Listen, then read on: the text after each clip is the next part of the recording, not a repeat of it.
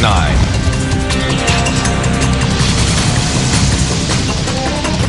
If this Congress sends me a new sanctions bill now that threatens to derail these talks, I will veto it.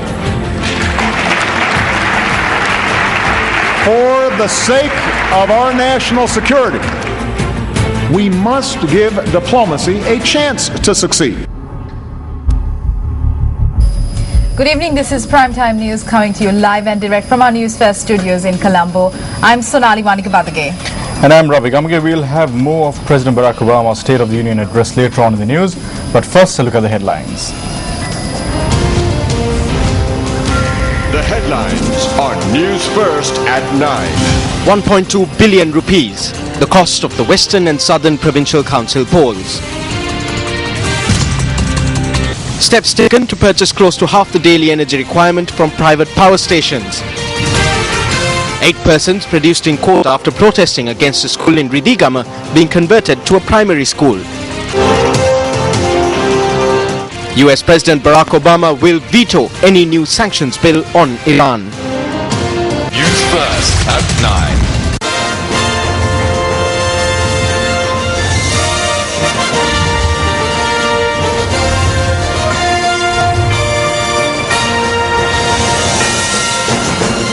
Well, the Elections Commissioner says a civilian official will be deployed in addition to the police to monitor election law violations at the upcoming Southern and Western Provincial Council elections. Newsfirst's Katharina Chang now joins us with more on this.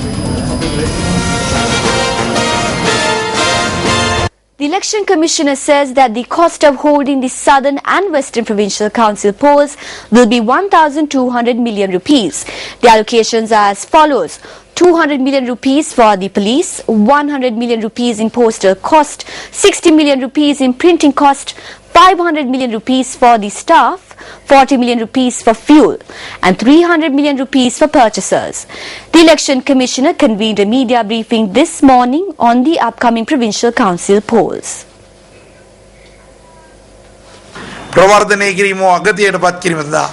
Processions and rallies will not be allowed. Party meetings can be held with authorization. Laws have been imposed to prevent all this. If it is not prevented, then what happens? Thousands of vehicles take part in these things. Vehicles with garage plates are used. Controlling all of this is the responsibility of the Sri Lanka Police. What will the Elections Commissioner do this time around? A civilian official and team will be deployed to every police division to monitor such illegal actions and report it to the police.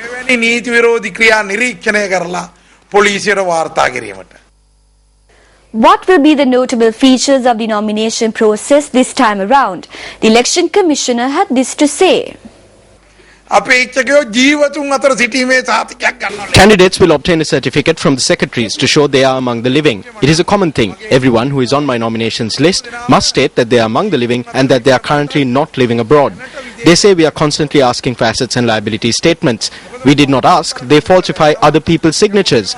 The respective secretary must note that all candidates signed in front of him.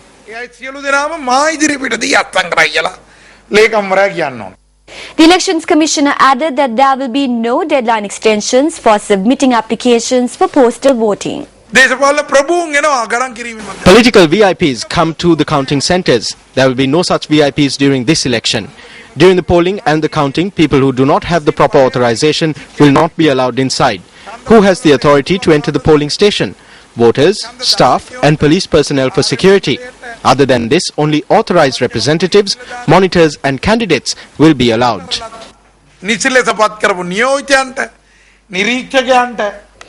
The date on which the elections are to be held is also a topic of conversation at present. Once the nominations announcement is made, we can officially proclaim the date. But the councils have been dissolved in a manner which anyone can come up with the date. Nothing can be done when they effectively decide on a probable date and dissolve the council. The election will definitely be held on a Saturday. Within 6 weeks of issuing the election notice, the elections will be held. We need to secure a date on which we can work.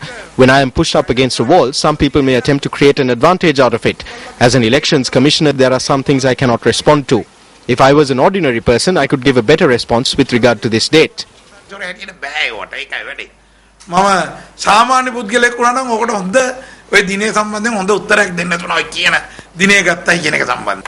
This will be the first time that the Election Commissioner himself will be able to exercise his franchise since he assumed office.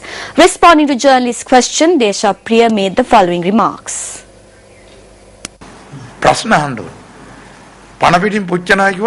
Questions must be asked. If they say you will be burnt alive, you need to ask what type of wood will be used. Will the temperature be high or low? Ask me any question, except for who I will vote for. මට උත්තර සමහර කරුණු තියෙනවා මගේ සීමාව තුළ නමුතර කඩින් කඩ තියෙන එක වගේවා ඒකටත් මොනවා හරි උත්තරයක් තියෙනවා අපි කිතුල් ගහට නැගපු කෙනාගේ පරම්පරාවෙන් එන අය. The Midwives Association commenced a protest opposite the Ministry of Health today. The protest was staged against nurses being provided training on midwifery. The protesters highlighted a number of issues during their protest. Midwives charged that the Secretary to the Ministry of Health conducted discussions with all nurses with regards to their salaries. We requested that this be stopped immediately. However, on the 16th of last month, we only received a temporary solution. The Presidential Secretariat issued orders to stop the training until an expert committee reaches a decision in this regard. But this did not happen. The Secretary on his own accord decided to sign this. The funds have already been allocated. As midwives, we have reduced the number of deaths of mothers. We have reduced the number of deaths of babies. We have overcome so many barriers to perform these tasks. Although the Midwives Association had requested discussions with the Secretary of the Ministry of Health, only the chairman of the association was granted admission to the office. Therefore, protests were staged opposite the office of the Secretary to the Ministry of Health. The national power grid has lost a total of 845 megawatts of electricity due to the inoperational status of several power plants as well as the closure of several power plants for maintenance activities. However, General Manager of the CEB, Shavendranath Fernando, noted that steps were taken to obtain 716 megawatts of electricity from private power plants yesterday to meet the electricity demands. The Ceylon Electricity Board notes that China has agreed to provide assistance to restore the Nord Soleil power plant to operational status. The Nord Soleil power plant was purchased through loans obtained from China. A release issued by the CEB notes that this decision was reached when a group of officers from the Chinese embassy in Colombo met with the Minister of Power and Energy. Deputy General Manager Mervyn Halpe notes that CEB recently took steps to import spare parts from India as well. He added that during the discussions with the Minister of Power and Energy, the Chinese officials had agreed to ensure that the relevant Chinese company that installed the power plant would undertake the repairs if there are faults in the power plant. අපි චීන විශේෂඥයෙකුත් ගෙනෙව්වා ඒ ගෙනාපු උපකරණ වගේනුත් අපි We brought in Chinese experts and using the equipment they had, we were able to discover several water leaks. We carried out our research and we found out that in neighboring India, there was a team that specializes in such faults. The Chinese experts were aware and agreed to our decision to bring these experts from India. ඉන්දියාවේ මෙවැනි විශේෂඥ කණ්ඩායමක් ඉන්නවා කියලා.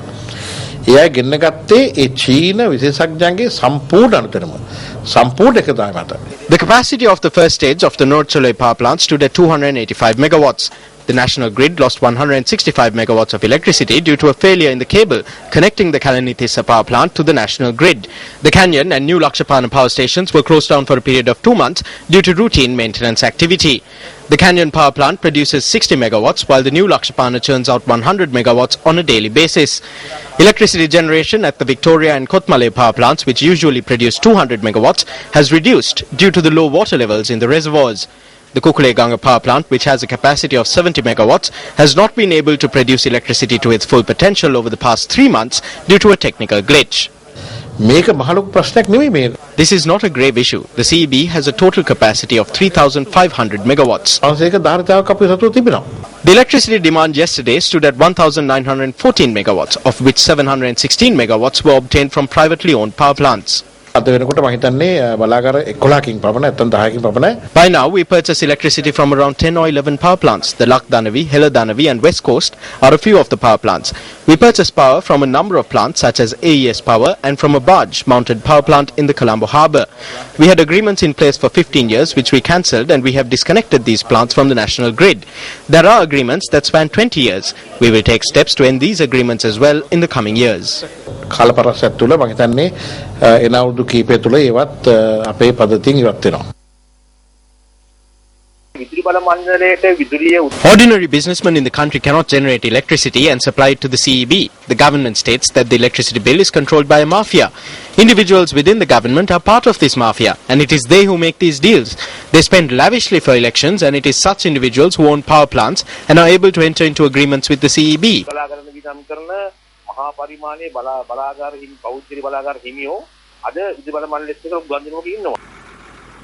What is the status of the second stage of the Norachole coal power plant? දෙවැනි අධියරේ පළවෙනි යන්ත්‍රයත් megawatt 300. The generator of the second stage can produce 300 megawatts. We hope to connect it to the national grid within 2 weeks. පද්ධතිය එකතු කරලා පුළුවන් කෙනා Now, speaking at a public rally held in Ekalajayala yesterday, JVP Politburo member MP Sunil Handunnetti stated that the Norachole power station had been constructed with the sole objective of entering the Guinness Book of World Records. The Norachole coal power station has been constructed for no other reason but to gain entry into the Guinness Book of World Records. Go on a quiz show and ask a competitor to name the power station which has broken down the most number of times. The answer would be Norachole. It was said in Parliament that it has broken down 214 times. Ministers shamelessly accept this fact. They say Sri Lanka is an energy hub. They are talking about supplying energy to India. But all power stations are inactive. There is no power. They cut power without warning. And electricity tariffs will be increased in the near future to cover the significant losses of the CEB.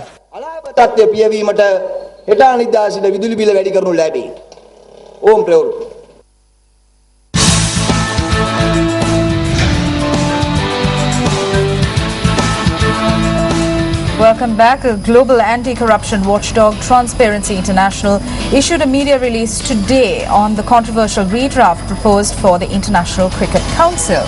Transparency International notes that cricket needs comprehensive governance reforms and not a concentration of power.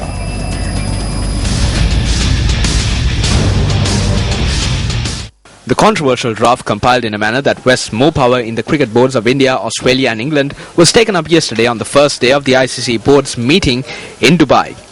Representatives of 10 full members of the ICC and 3 associate members of the ICC participated in the meeting, which concluded today.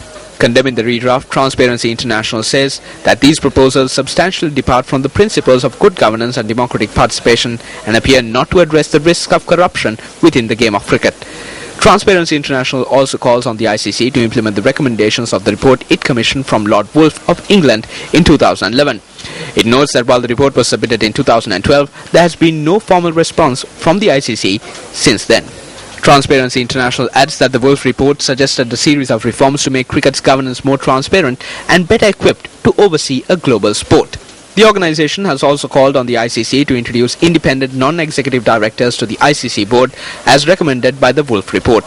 Transparency International believes that the ICC should aim to be a model of good governance and transparency for domestic cricket boards to follow. Meanwhile, yesterday the ICC announced that the ICC board had unanimously approved a set of principles on the future governance and financial models of the ICC. Members had approved 9 key principles. Issuing a media release on the meeting held in Dubai yesterday, Sri Lanka Cricket noted that SLC President Jayantha Dharmadasa had informed the ICC that Sri Lanka Cricket would come to a final decision on the proposals following further discussions with the Sri Lanka Cricket Executive Committee. On the 20th of this month, Sports Minister Mahindananda Alutgamage, who was a guest on the Inside Sports program on our sister channel Sirius TV, noted that Sri Lanka as a nation is opposed to these proposals. The minister said that he had reached this decision following discussions with officials at Sri Lanka Cricket. If this is the case, why are sports authorities in this country following dual agendas?